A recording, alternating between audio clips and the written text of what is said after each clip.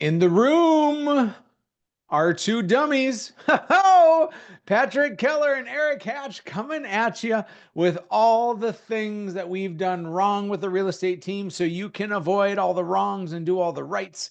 In fact, there's a book that inspired this line of thinking for me. It's called The Road Less Stupid by Keith Cunningham, one of my favorite reads of the last couple of years. And he talks about and identifies all the things you need to avoid in order to find success.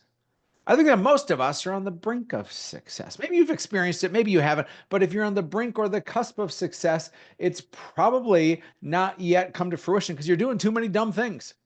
You're stumbling and fumbling and bumbling all over the yourself, and there's just a better way to do it.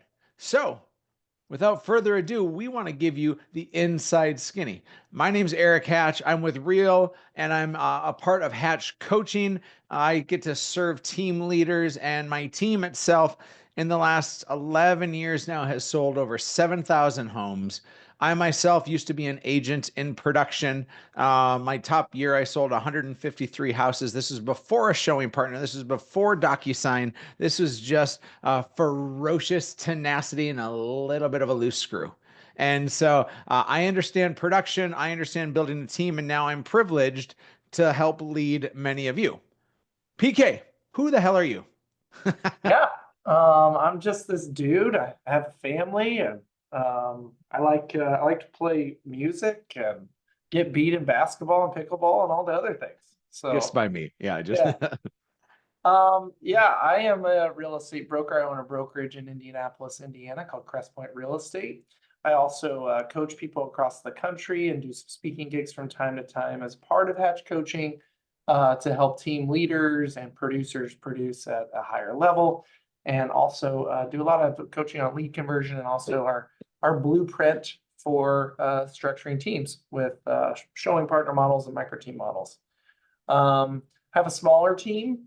Only have about 18 or 19 brokers inside of Crestpoint Real Estate. And in our micro team, there's only about 8 folks. And we produce really well. I sell about 150 homes a year over year with a showing partner. And I think my screws are tight compared but to you got Eric's. you got some kids. Yeah, that's And so true. you're smart enough to have tightened those screws. I did this pre-kids. Yes. Yeah. Hmm. Yeah, I have my Uh, life too. Here's what I love about this 1-2 back and forth. And gang, this is going to be just a little bit of huck and jive, a very short, small amount of huck and jive before we're going to start delivering a ton of content. But PK and I have become fast friends because we viewed teams in the same sort of way and we viewed life in the same sort of way. We wanted to be great husbands and parents before we cared about our team. We wanted to serve our team and help them to have big wins and not just be a bunch of people that are at our table and we don't necessarily care or invested on bringing in 100 people. We wanted to bring in the right people and we wanted to give them the biggest opportunities to have a big life. And so we had a lot of alignment there. And now we get the privilege of helping a lot of you folks. And so understand this is that I literally spend my entire career, my entire calling right now serving team leaders. The team leaders that I'm serving are PK-esque. But PK is not only a team leader who's in the fight the same spot as you, he's also serving as a coach. And so, outside of this, when we're done, if you're like, man, I better connect with PK or I better connect with Eric, we'd love to offer a little bit of insight and help for you. So, there's going to be a call to action when this is done. Don't go anywhere because, seriously, at the end of this, we're going to give you probably the most valuable thing we can give you in the history of gives. And so don't go anywhere. Stick around because it's going to be worth your while. Now, with that being said, we have 8 things, count them 8 things that we believe you need to avoid all the dumb stuff, all the idiotic stuff. And this is stuff that PK and I sure should have avoided, but we didn't. And so here's what we're studying is again, all the things that are wrong with real estate teams and how to do it the right way. So I bet PK between you and me, our teams and brokerages have sold about 10,000 houses. Like No, yeah, easy. Yeah, that's a lot it's of real exciting. estate. That's a crazy number. That's like all of Fargo where I live. It's pretty great.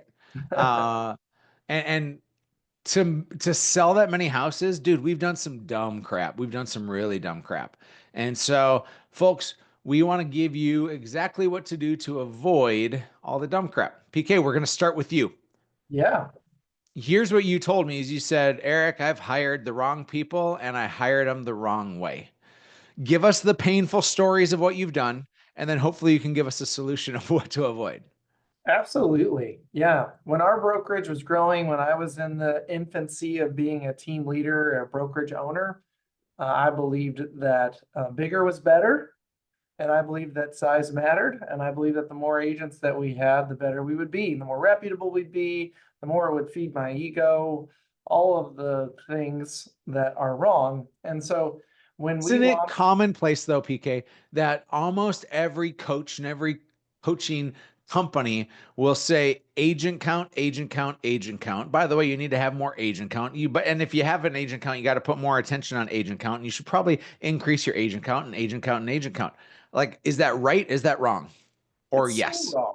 I mean, it's so wrong. It's not about agent count. Now, if you have a great amount of agents that are great agents and that produce at a really high level and are in your cultural identity and all these things, that's wonderful. And I think it takes time to get there. It takes a lot of time in hiring people the right way to get to a lot of agents. But typically speaking, like you said, Eric, you hear a lot of coaches say that the fastest way to fix a revenue problem or a profitability problem is agent count.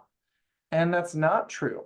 When we first opened our doors, guys, I was very much so of the camp of, hey, do I like this person? Would I be friends with this person? Sounds good. Let's hire them. They're going to get their license. They want to get their license. They want to be successful. They just like houses. They're really friendly, etc. Like I can make them be, like really good. I can help them want more.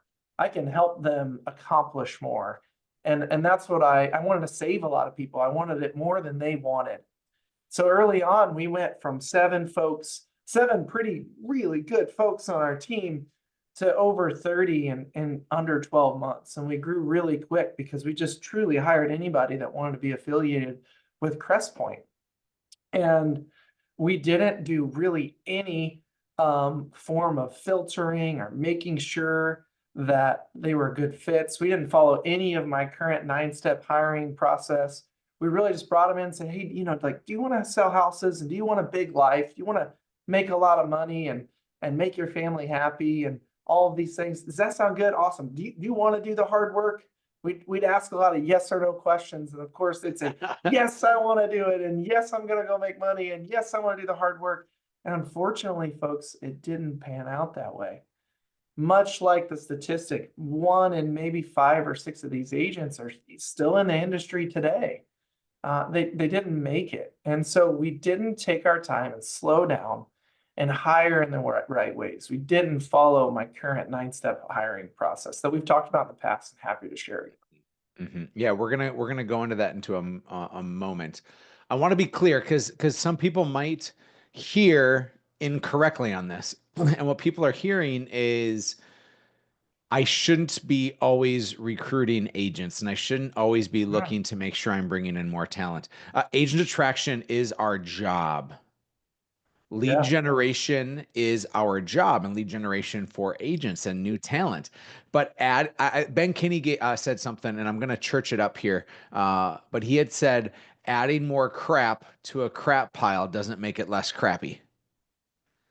Adding more agents to a mediocre team with a mediocre culture, with a mediocre leader, with a mediocre rhythm and cadence does not make it better. Yeah. And Adding a and so small piece of crap to a really big bowl of good soup also doesn't change the fact that you've got crap in your soup. that is the Caddyshack reference, but soup instead of the pool, right? Is it even looked the baby Ruth even looked like a piece of crap. And everybody ran from it. And that's, I think, what happens on some of our teams is we just try to add people quickly. We add them irresponsibly. We're bringing in people that say yes when you ask them a question. Like, I thought that was such a good lead in, PK. What do you do when somebody just says yes to all your things? How do you go deeper? What does that look like? We don't ask yes or no questions when we hire people anymore. Mm. Yeah. So like our first step in hiring, just let's just call it a team agent, somebody who's going to be an independent broker or a person on our team. Our first step is to meet with them. And we'd say like the first questions are like, hey, what's your understanding of who we are? What's your understanding of the work that we put in at Crestpoint Real Estate? What's your understanding of the expectations that we have of agents? We want to hear from them of like what they think we are, right? Because they probably already have these like preconceived notions of what life is like working in our team. And we want to know if those preconceived notions are aligned with what we actually are. Mhm. And then we ask them a lot of things in what we call our core values questionnaire. Questions of like, hey, what would you do if you got $1 million that was tax-free and legit? Like, what would you do with that $1 million? What kind of podcasts do you subscribe to or listen to? What's your daily routine? And when they tell you things, they're like, yeah, tell me more about that podcast. Or what other podcasts do you listen to? What did you hear recently in that podcast? Okay, tell me more about your routine. What happened this morning in your routine? Like we ask them so many things that are more like what drive them as people instead of, hey, do you want to accomplish big things? Hey, are you going to work hard? Hey, are you going to make $150 a day? Like people are always going to answer yes to those questions because they may even believe it in themselves that they can do that, but then they realize that they can't. So we asked them a lot of open-ended questions, more so about like what they would do in their life or what their lives look like today and where they're trying to get to versus closed-ended questions of what they want to accomplish and what they think they can do. Uh, you're searching for proof over promise. I stole Yeah, that from Sharon Srivatsa, who's the president of Real, and it resonates with me. Is we need to be able to see the proof in someone we're hiring and not the promise that they're making. Uh, absolutely. Yeah. yeah, it's Also, so like important. really important questions to ask when hiring. Guys are like, one of my favorite questions is, hey, tell me about a time when in your professional life the rug was pulled out from underneath you. Because I want to hear one, how many times or how quickly can they come up with an example of like something bad happened in their professional life? But then I also want to hear like, how did they respond to it? Were they a victim of that? Or did they, make lemonade out of lemons? And I want to hear that kind of stuff. So that's also a great question to ask when hiring people. Like, if something bad happened in your professional life, what did that look like? Tell me about a time. What happened? Pretty easy to find people that love playing the blame game, also, which can be dangerous. Absolutely. Uh, Yeah. Mhm. uh, You're looking for PK, victors. you talked about a 9-step hiring process. It's irresponsible of us not to give our listening audience here Sure. a very quick overview of that. So those 9 steps, folks, get your pens ready, get your paper ready, get those fingers typing. Here is the 9-step hiring process that PK uses. Yeah, and I'll hit these pretty quick. First, this is the job post. So like Eric said, like you have to be recruiting, you have to have some vehicle to have people aware that you're bringing people in.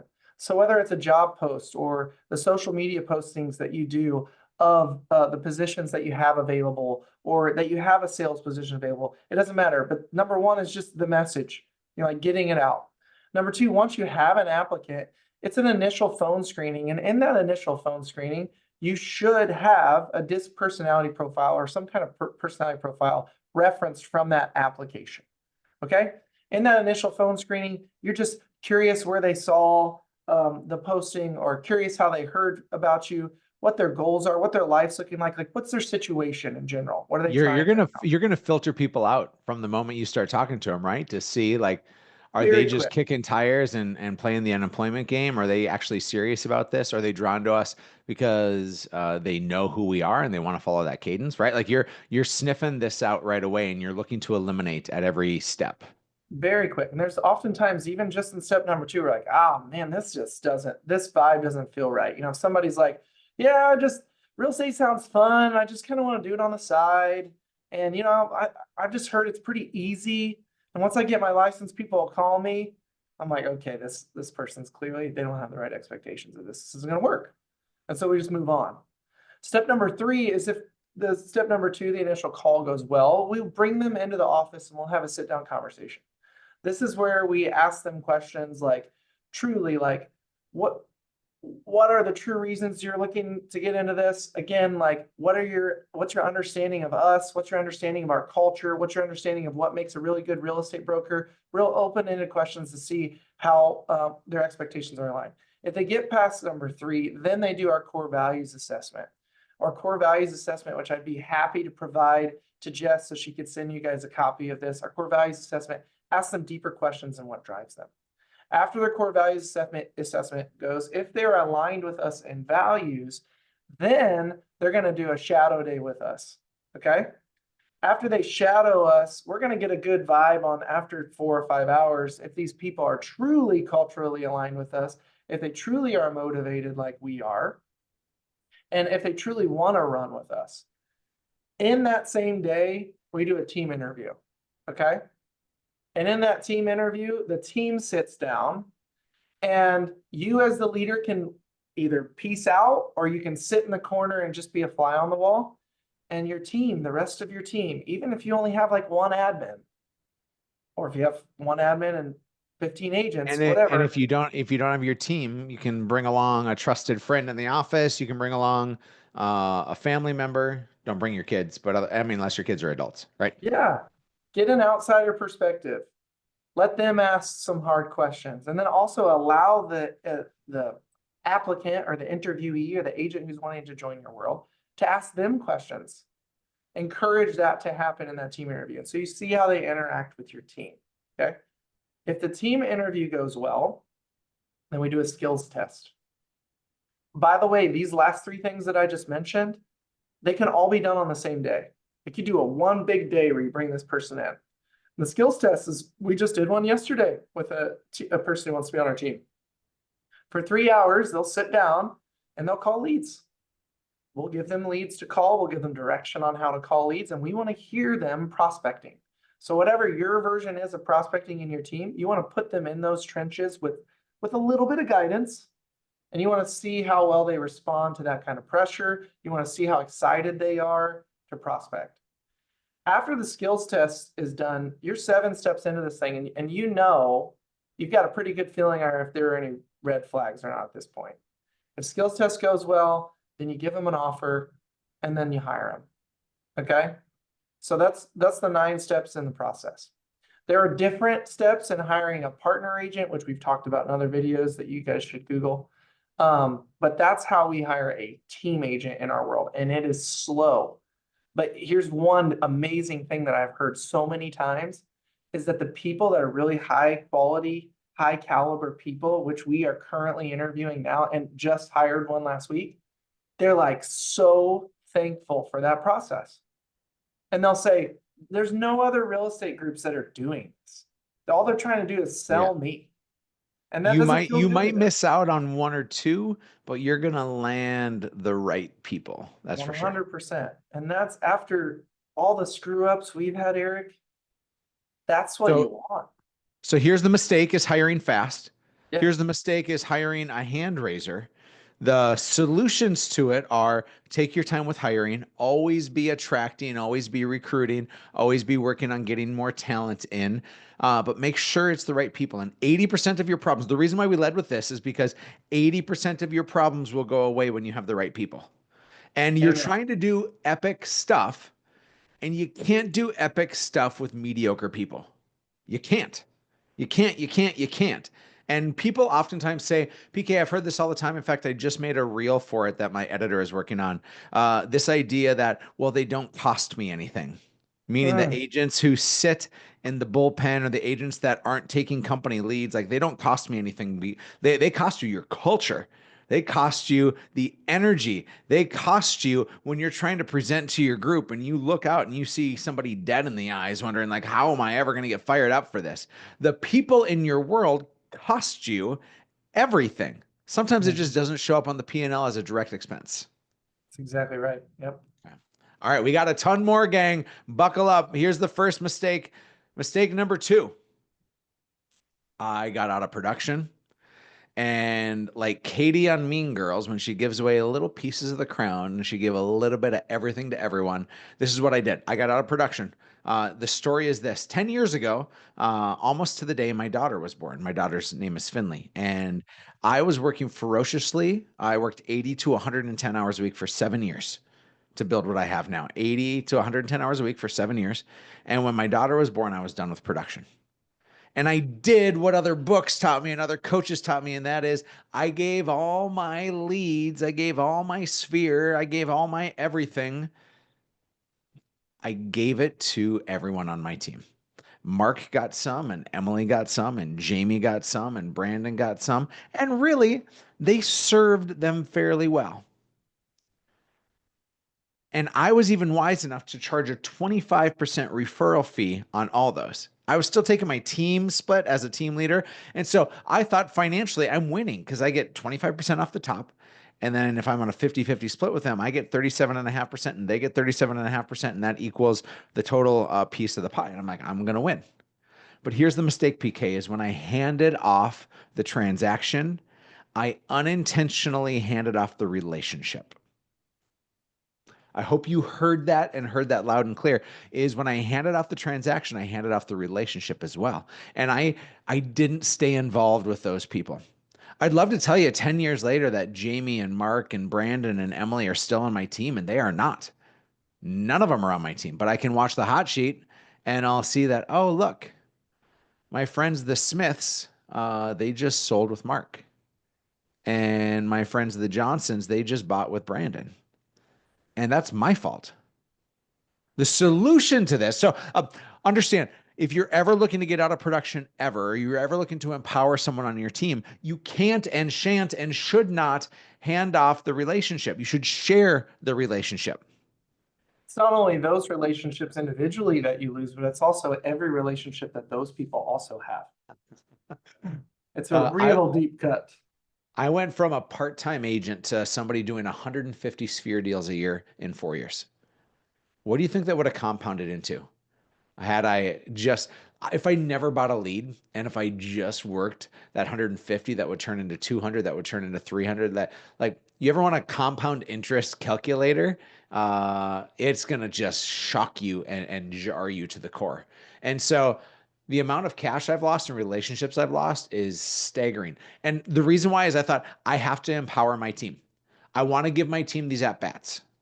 In fact, I thought my value proposition was the leads that I gave people, but my mistake is valuing the leads instead of valuing the leadership. I need to teach men and women to fish. I don't need to give them all the fish. Mhm. And had I to do it differently, I'd follow the micro team model.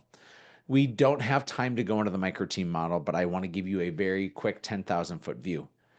That means that when you're looking to get out of production, you're giving your at bats to one or two specific people that are tied directly to you in a micro team instead of a mega team.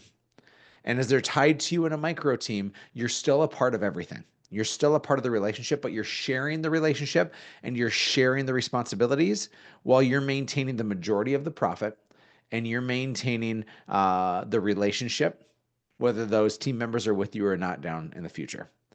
PK does this better than anyone in the entire country. We literally wrote this book called The Perfect Real Estate Agent Blueprint. My partner Robbie T and I wrote it, and it is like the PK story. So, in summation, gotta do better than what I did here. PK, Yeah. here's the mistake you made. Everyone on your team, they were given the same opportunities. This is mistake number 3. What do you mean by this? Yeah.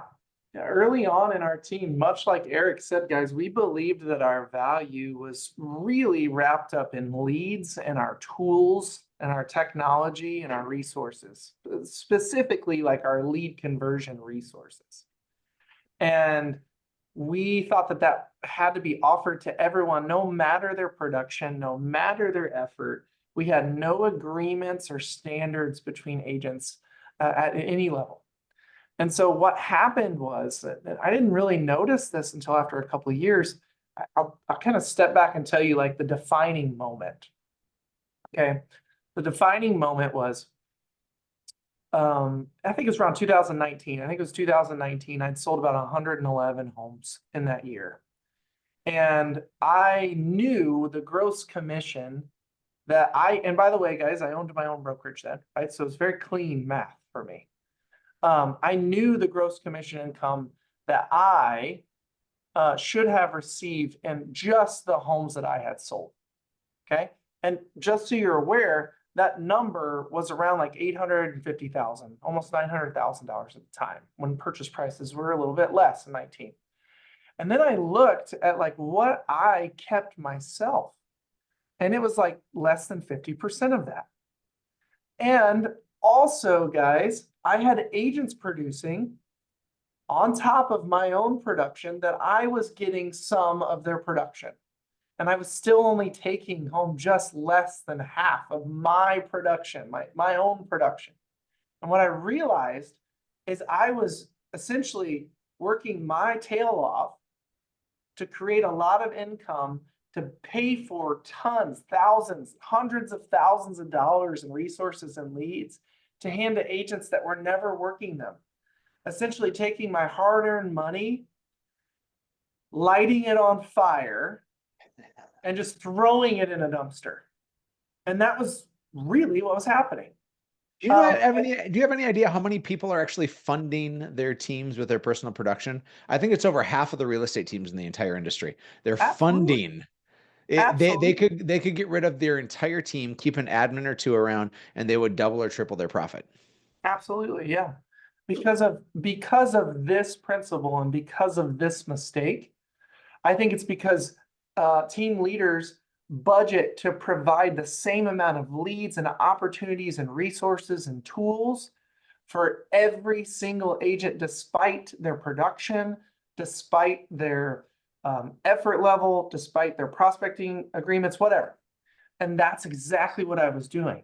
I was giving the same amount of leads. Everybody had leads turned on, no matter what their effort was. I was buying a ton of very expensive Zillow leads, tons and tons of them.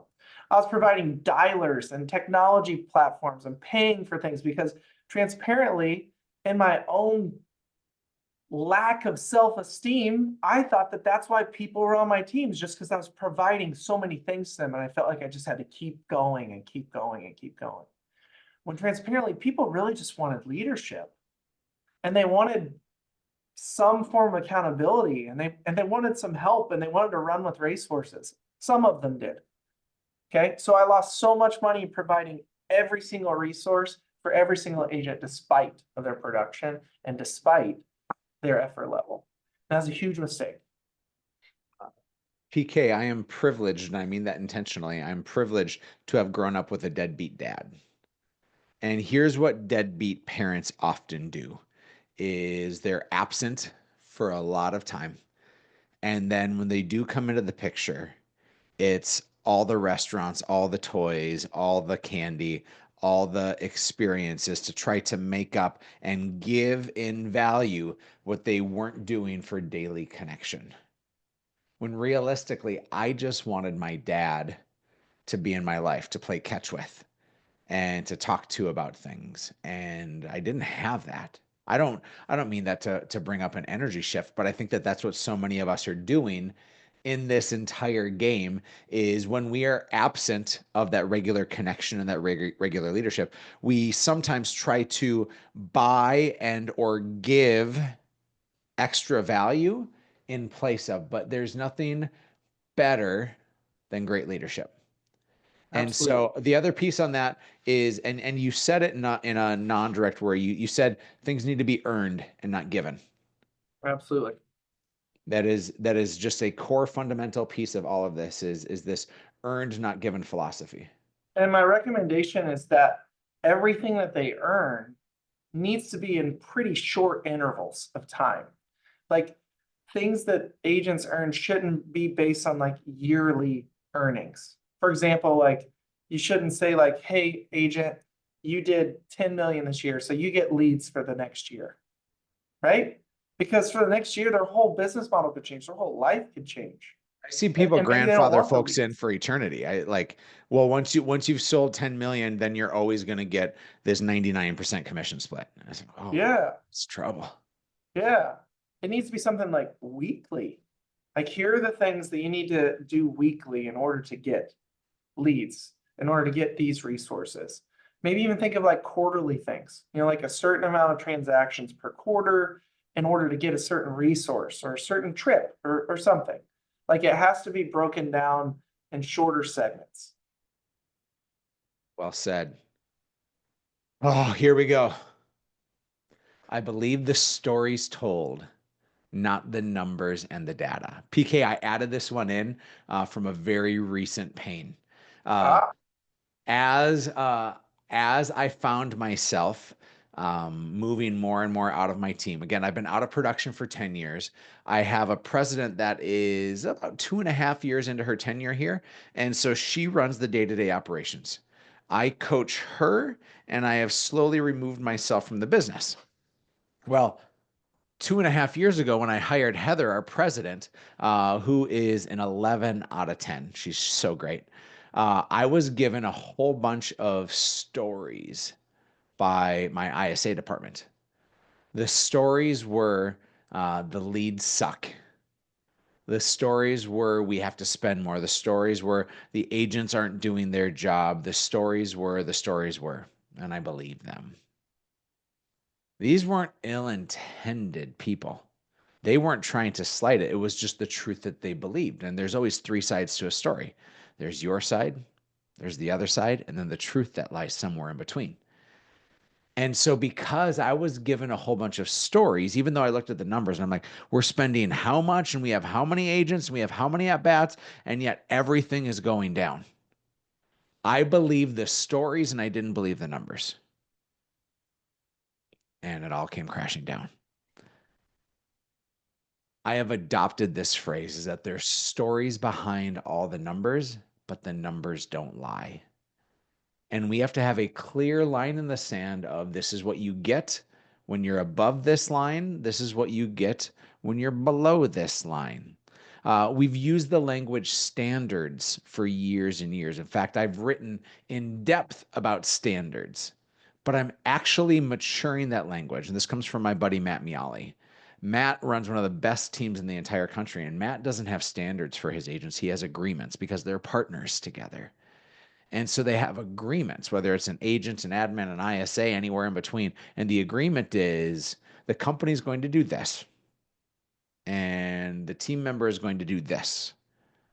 And if this isn't being accomplished, well, then things change. mhm. And it's really simple, but I think that most of us have suggestions, not standards. Most of us have suggestions and hopes without consequences and without agreements. If this is an actual business relationship, and by the way, PK, I hate it when people say, "Oh, we're a great work family. No, you're a team." Like you can love somebody like family, but do you have any idea how hard it is to, unless it's your kid, to enforce consequences on your sister and to enforce consequences on your uncle? It's family is complicated. If you're on a team, there are starters, there are bench players, there are crushers to be run. I went to my daughter's basketball practice yesterday. They had to do two crushers at the end, and I thought that she thought that her world was coming crashing down because it was terrible. And it wasn't a punishment. It was just what you get for being on a team is you do hard things. And I can't tell my daughter to go and run a crusher. But if I'm her coach, I can tell her to go and run a crusher. And by the way, even as her dad, I'll still tell her to go run a crusher. But I digress. And so all this to be said, there's stories behind all the numbers, but the numbers don't lie. And you need to believe the numbers and you need to have very clear boundaries on those numbers. Absolutely. Agreements without enforcement too are just nothing, right? So you definitely have to have these agreements with some sort of consequence or reward, Yeah. right? And if that reward isn't paid off when you promised it to, then people aren't going to act on it. If that consequence isn't enforced, people aren't going to act on it. So you have to hold yourself accountable to the agreements that you make as well. Folks, we've covered 4 of the 8 mistakes that PK and I have made. There's a whole lot more. We've covered 4 of the 8. As soon as we're done with number 8, we have the greatest gift and giveaway for you. So please stick with us here. PK, you built your Yeah. team the wrong way. You went wide when you should have built deep first. Explain. Yeah, we've kind of covered this.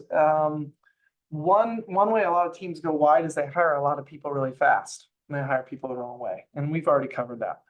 Another way that teams build in the wrong way is they build just a team full of producing agents around them, in which, like Eric described, they'll send business their way, they'll send them referrals so that they can get out of production. And that's also the wrong way in our opinions. But I believe that if you're a top producer in production, one of the first hires you make is some sort of admin, a transaction coordinator, or marketing person. I really believe it's a transaction coordinator. And then after that, These dominoes in order matter so much. And you're saying the first one is an admin. Keep going. yeah, it's an admin. Specifically, at least in my story, I believe it's a transaction coordinator. My story, I went from 50 transactions to 85 transactions in a year just by simply hiring a transaction coordinator. I had so much time back that I was able to produce a whole lot more.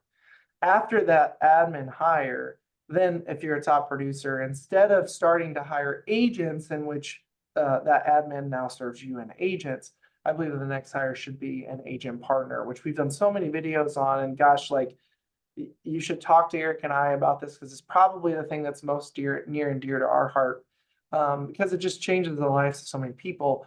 But instead of hiring another producing agent, you hire somebody that can learn and grow with you and also give you so much time back in activities like showings and final walkthroughs and inspections and all these different things, depending on what you do in your market, that take your physical time. And it allows you to produce more while also coaching someone up that is going to likely produce more. And they are exposed to so many clients and so many at bats, and they're exposed to the real estate world of a real estate life of a top producer immediately. And they just grow so fast and they become incredible. So it's admin and then it's partner. And what you guys are hearing from that is it's not people, you're not getting outside people to produce.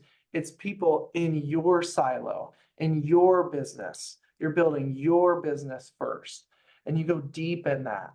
And then you may hire another partner or another admin that's still supporting you. They're supporting this one column of your business and making it so strong that the day that you decide to branch out and hire people that are producing on their own, that column can support your business.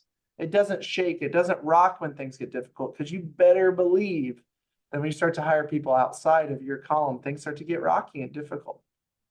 So you have to build it so strong, and the roots are so deep that that tree doesn't topple over.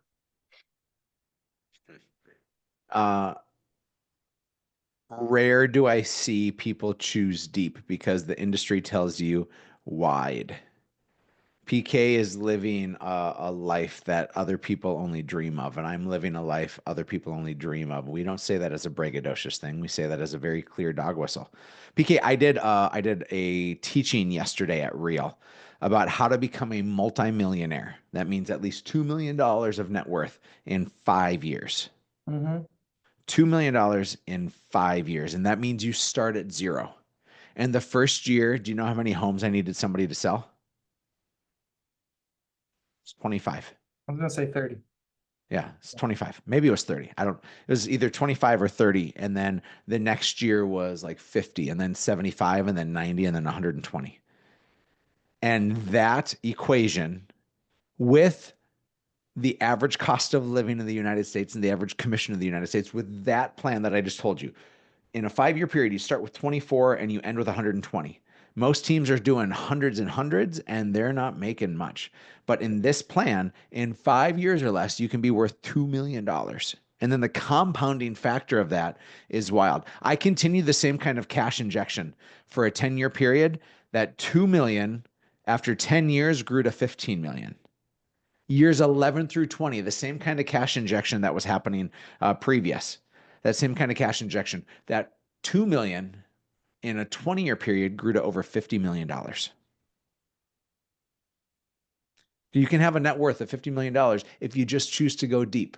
But some of you are just so damn stuck on going wide. You think it's the way, and very, very, very, very, very, very, very few teams make it with that. The way is deep. The way is the micro team. Every single number that you just shared, Eric, can be accomplished truthfully without outside producing agents. It can be accomplished with you as a producer and a couple partner agents and maybe an admin or two. Those can all be accomplished. And guys, I would tell you that if I went back and looked at my 6-year-old self, I would say, gosh, 20 million after 20 years, whatever the numbers was. 50 That million, sounds bro. 50. okay, 50. That sounds like a really good life. And I can do that with 4 or 5 people in my world. By the way, with that kind of net worth, think of the lives that you could help create with those 4 or 5 people too. Like think of the Here's things. the staggering thing. The staggering thing is the average rate of return that we did for all this, whether it be real estate investments or stock market or anything else, was 10%. So if your net worth is $5 million, that means that you're making $500,000 a year just on that money. Like Yeah, you could literally retire. You could literally give that gift to team members in your world because when your world gets bigger, their world gets bigger. Or you can just hire a bunch of agents and hope that they work out. yeah. I'm so fired up about this, man. I love It seems pretty obvious. I don't know. it. All right, here we go. This quote was said to me by a business partner of mine. His name is Chris Stewart. He's the president of Place. He's the former CEO of Berkshire Hathaway, Warren Buffett's extension of his real estate arm and brokerage. Like this guy is just so hellaciously smart. And he said to PK and myself at a mastermind that we were at, he said that he overestimates all too often how much his agents know and he underestimates how much that he knows. Do you think that after coaching people for as long as I have and the almost 18 years I have in the industry and the thousands of homes I've sold and all the things that I've seen, do you think that I have it figured out? Because I'm a person that always flirts with like where should I be egotistical and confident and where should I be super humble and be quiet and let other people find their way?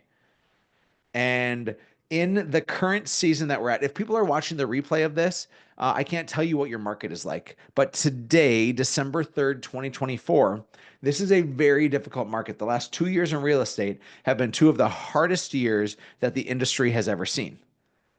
And what people need now more than ever is they need a captain. They need somebody to be authoritative and commanding more than casual and humble and giving suggestions. Because I literally have a blueprint. PK has a blueprint on how teams can win. And years ago, I would sheepishly be like, well, you can maybe try my way and see if it kind of works for you. But now I got fire in my belly saying, like, there's one way that's proven for you to not lose your hide and spend your way to the top. And it's not the top if you don't have any money.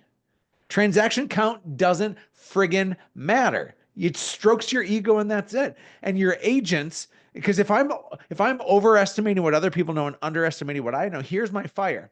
Is I think that agents don't know jack about jack. They don't know how to sell a house. They used to because it was easy. Our partner Robbie T said that fish were jumping in the boat in COVID, and everybody thought that they were great fishermen. Well, now you got to figure out how are you like literally going to capture these fish when they are so small and they're so far away and you got to go deep sea diving and like all these things. This is a totally new game. And the only people that can get through it are people that follow a blueprint and a plan. And guess what? I got that plan and now is not the time for me to play small and to just tiptoe through this. It's time for me to be the captain. Yeah, and you guys need to ask yourself too, if you're a leader, like, do you know how to bring boat in the fish for your agents right now? And if you don't, are you the right leader for them? If you don't, you better go figure it out because, like Erik said, that's what they need right now. There's nothing more that agents need than just to know how to bring fish into the boat and help them catch them. And if you don't know how to do that because you yourself started a team in the midst of COVID, just as deals were flying to you, it's time to learn how to do that. That's the leader your people need. Spot on Donkey Kong. PK, you This one's good suck for me.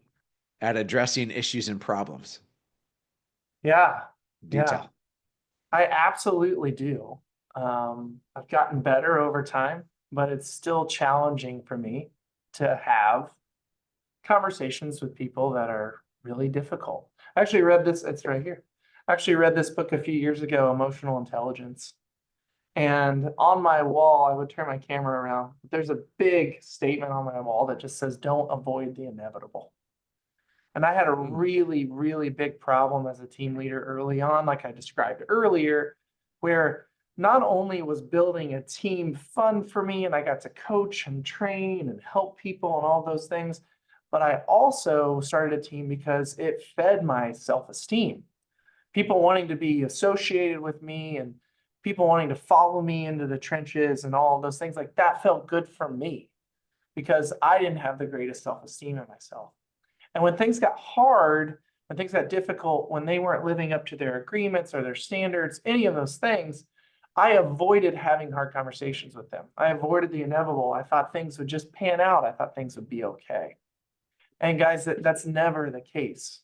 Eric, you said this once, and you may have got it from someone else, but it just stuck with me so, so well. And this was a long time ago. I think this was at our mastermind retreat in Arizona.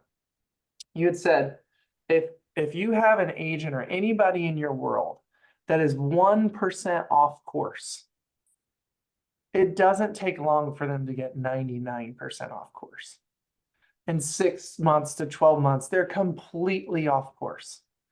And guys, I wasn't good at going up to an agent or anybody in my world and saying, hey, listen, like, you're off course here. I wasn't good at saying like, hey, this isn't working. I wasn't good at saying like, hey, listen, your vibe, like this is scaring other agents or it's making other agents feel uncomfortable. I wasn't good at firing people that were bad fits. I wasn't good at any of that because all I wanted was, and this is a pretty common trait in folks, but all I wanted was like people to be like on it. That I wanted people to like be honest. I wanted people to do what they were supposed to do, and I wanted people to like me. And I found out that was a recipe for disaster in a team. So I got better at not avoiding the inevitable. I got better at having hard conversations. I got better at being honest with people. And also in doing so, they became more honest with me.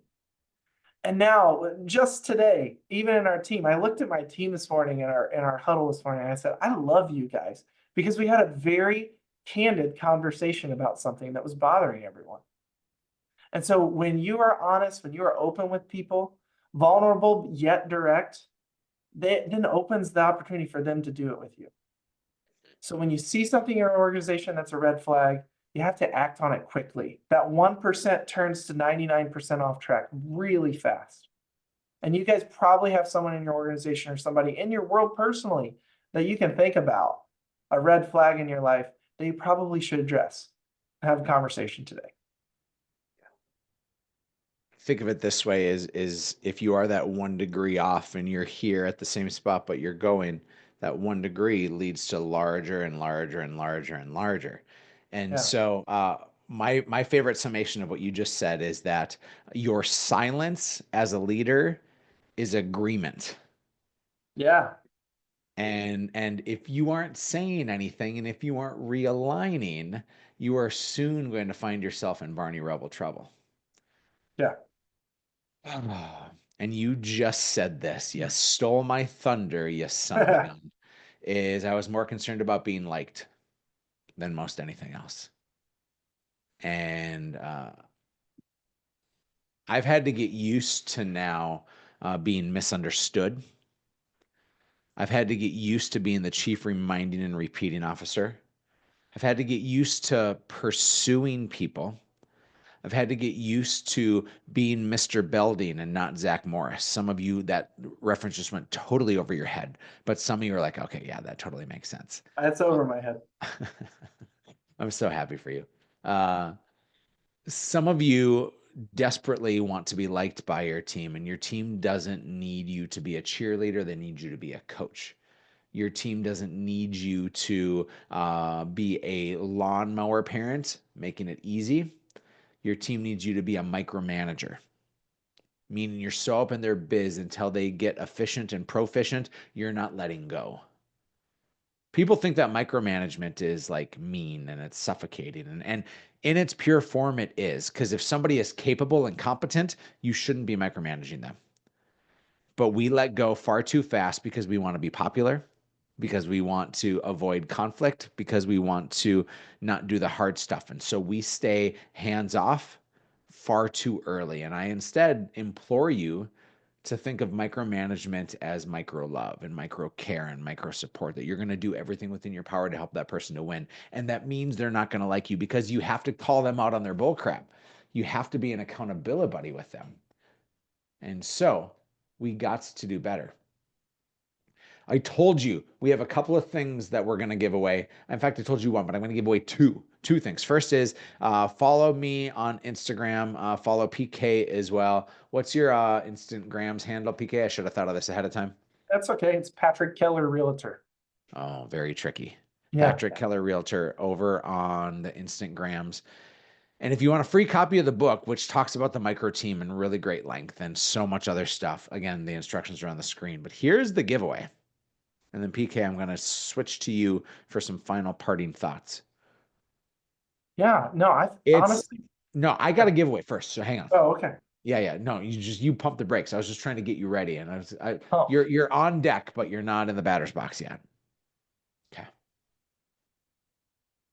It's irresponsible of you not to get coaching right now. And coaching is also expensive because it's worth it. But like any good drug dealer, they give you a little taste. Now, I've never done drugs. I watched Breaking Bad, so I assume I know what I'm talking about here. But giving a little taste is what PK and I want to offer. And so, if you're watching this and you're like, man, I could use some help, and if even in one little short sprint, if it never turns into anything, never amounts to anything, PK is willing to give you some free coaching and prove that he can help you move the needle. And maybe you'll say yes right away. Maybe you'll say yes 12 months down the road. Maybe you won't ever say yes. But I got my guy here who's like the best in the business, ready to offer and give you an hour of free coaching. So here's what you need to do. You need to go to my Instagrams handle, which is again on the screen there. And you need to say, give me PK. And I'll set it all up. I'll get you all set and squared and ready to go. I don't know why I don't get 1,000 messages on this, because some people are like waiting. They're waiting for the tide to turn, or they're waiting for inspiration to find them. Like, this world belongs to those that take action and those that jump on great things right away, without a doubt. So that's my final takeaway, is that as a team leader, I have waited far too long to jump on a good thing. And then I lose the inspiration and the motivation. I go back to my crappy habits that have always got me there. And instead, I think we got to move faster. We got to be the damn captain, and we got to go get our unfair share. PK, your final thoughts. yeah. Just kind of based on what you just said, like I was thinking back to early on in my career, and I was thinking about I was doing the same exact thing that y'all are doing that are watching this now or watching the replay. I'd tune into as many podcasts as I could, and I would associate with people that I felt like had the same vibe as me or the same goals or the places that I wanted to go to. And in that time, coaching wasn't as, I don't know, popular. Okay. So what I did is I would reach out to these people and I would do exactly what we're describing. I'd say, hey, can we just like talk? Can we talk for a half hour? Can I pick your brain for an hour? Can I fly to your office? Guys, I flew to Nebraska and Atlanta and all these random places just to meet with people that were on podcasts or webinars that I felt like were really aligned with where I wanted to go. And in those visits, whether I paid for them or not, I learned so much that catapulted. I still have things that I use today in the team creation and the building of my team that I got in those moments. And so you guys are doing the right things by watching this right now. You just have to be brave enough or bold enough to connect with the people that are just maybe a few years ahead in just a few maybe things that you haven't picked up yet, or you haven't tried to execute yet. So do that. Be brave enough to have a conversation and just see where it leads you. I've had so many of these discovery calls where folks are ready to talk to me in a month or a couple months or whatever, but they are implementing things now. So have a discovery call with us and just see where it leads. Love it. Hey, on behalf of Patrick Keller, I'm Eric Hatch, two dummies who've made all the mistakes so you don't have to. Hopefully, this was valuable for you. If not, tell us, but if it is, tell everybody else. Hey, we'll catch you guys on the flippity flip. Much love. Thanks, Bye, PK. guys.